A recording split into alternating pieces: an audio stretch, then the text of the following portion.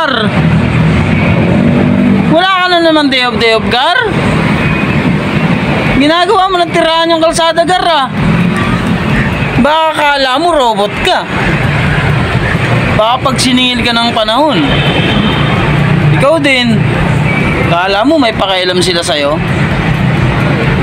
Day off din kasi, Gar. Yung pera nandyan lang yan. Nasaan ba? Auubos din yan. Pero yung katawan mo, isipin mo. Ano na? Grabe ba?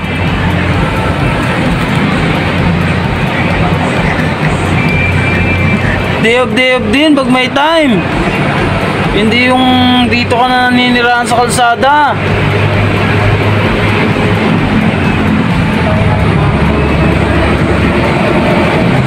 Yung kinikita mo, kulang pa sa pagpagamot yan pag nadali ka, Gar. Dev din, pahinga din. Ha? Grabe ba?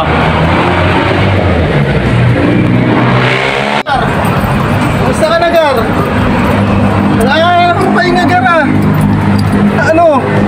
Uwi din. Grabe naman. Wala ka ba pamilya? Ilan ba pamilya mo? 2? 3? Uwi din, Gar. Hihintay ka pa ng mga anak mo dun. Grabe ka yung pambili ng gatas. Wala ko rin. Yung ano? Ano ba naman yan? Kailangan sa bahay, Gar. Easy mo yung, Gar. Ito, Gar. Saan galing ito, Gar? Saan galing ito, Gar? Baka magkalat ng ano. Gar, baka sa mga ano to.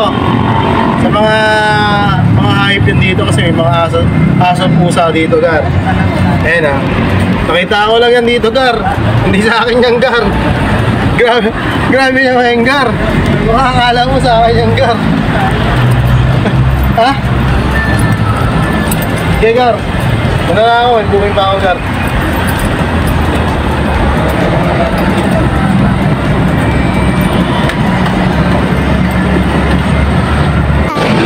Yo guys, no, so what's up sa inyo, no?